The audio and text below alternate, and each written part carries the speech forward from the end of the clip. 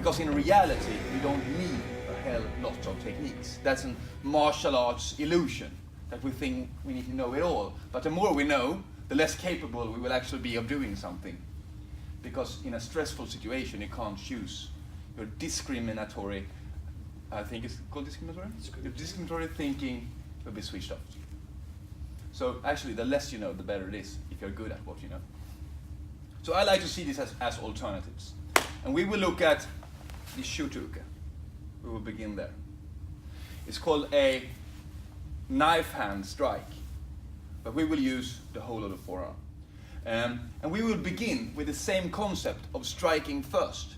So we will use Shuto-Uke today for solving the same problem. That is, an aggressive person, he might be doing anything with his hands. They can be posturing, they can be pushing, whatever. Doesn't matter. And we will strike him first.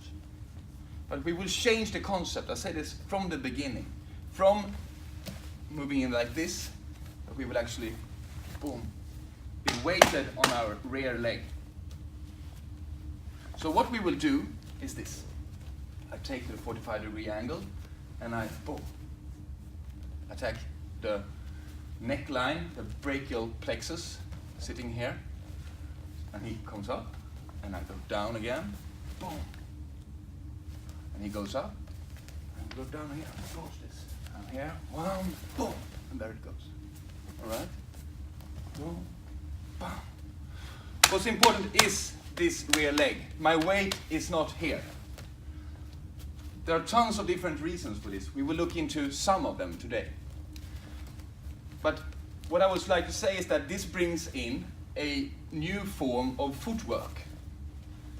Since I have my weight here, I can do other stuff with my front leg that I couldn't if I would be like this. But first we will begin with getting this right. So I got you to the angle and I step in. Bam. Let's be careful with each other. No injuries. Boom.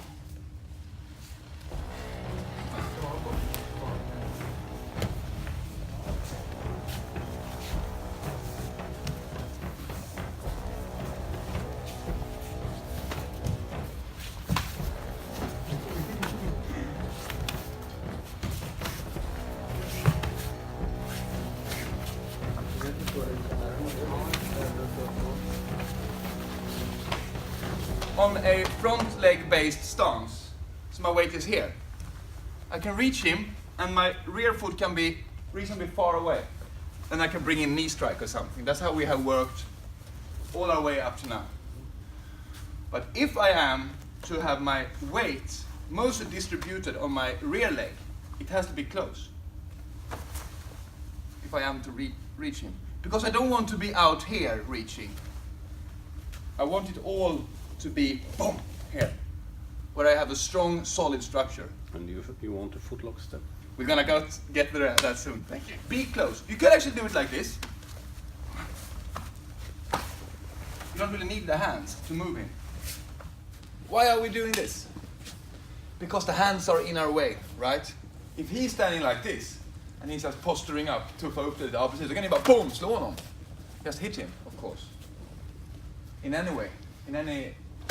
The thing is, there are obstacles, okay? So we're moving to a position of advantage outside of his line of fire, so to speak. I don't want to be here. He's very dangerous. He's a strong guy, okay? So I want to get out of that line of fire. When you strike a sensitive area where the three big nerves of the arm enter the spinal column, or the nerve center.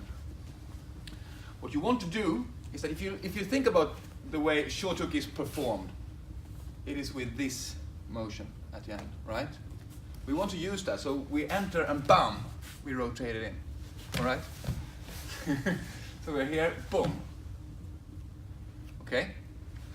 So we don't just do this. That's dead. There's nothing extra to it. Okay, we can do it very violently, of course, but it's actually not his neck column, his cervical vertebrae we want to dislocate or injure in any way. It's the nerves.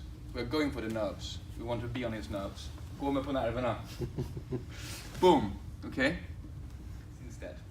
You're entering here, and you should aim to step on that foot. So you can have him there. Put him on the line, as we call it. He's like a ballerina now. He's on a very thin line, okay? And he has zero balance. If he falls here, he will injure his foot ankle a lot. So if one of you is falling over, please let go of the foot. Don't be thick and stand there and watch them break their ankle, because then there will be no more training for that guy today. So we are here, and we are aiming on that foot, okay? So you enter, and you go there. Right? But try to get on that foot. Because it also makes your stepping correct. You come from the angle, and you enter. Bam. Right?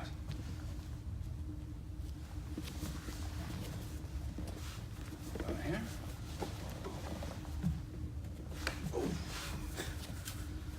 And it don't have to be overly powerful. He's standing here, he's an aggressive guy, whatever, blah, blah, blah. Bam, you enter. So you go in there, and then you give him the balance back, and you do the same thing here. So you go for that, okay? Let's try that. That's the first application of this stance, so-called stance. It's not very much of a stance. It's a way of distributing our weight as we enter, okay?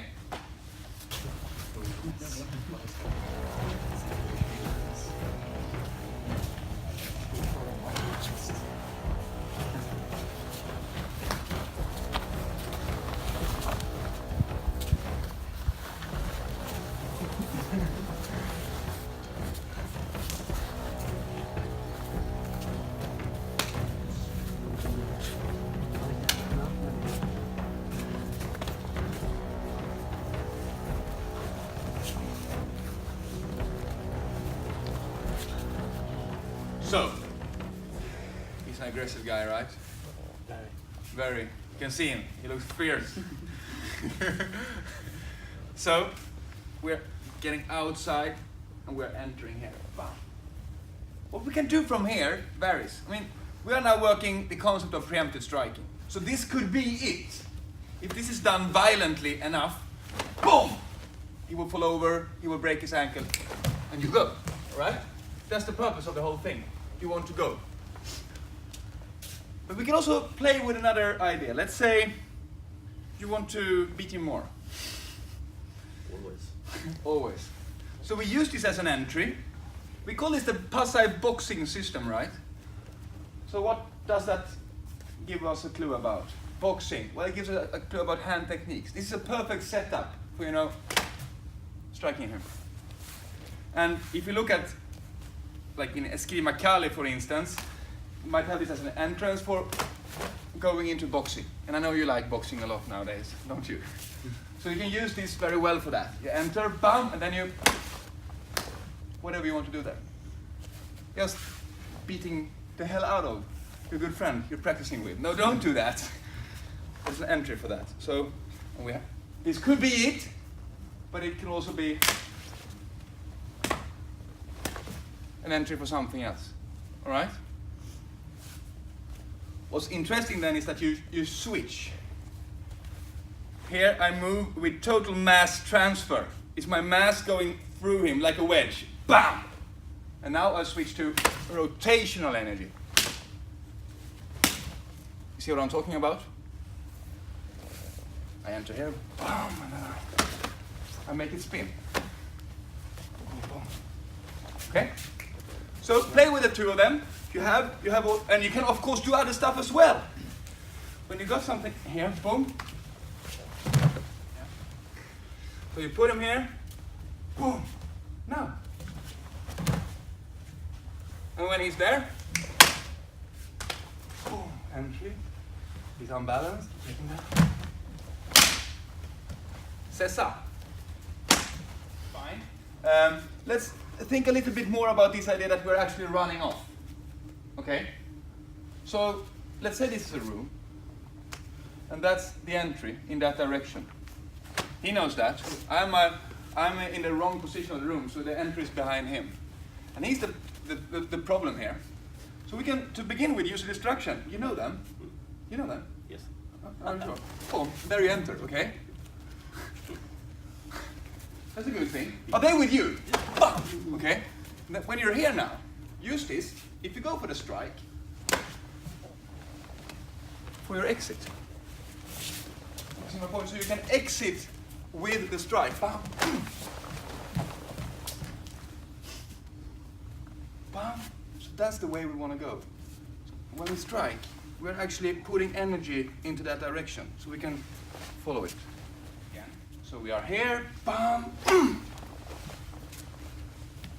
Because it's very easy to get into that we want to do all the cool stuff and we want to, which is of course is very good because we practice that all the time. There's nothing wrong about it. But we should think more about how can we actually escape.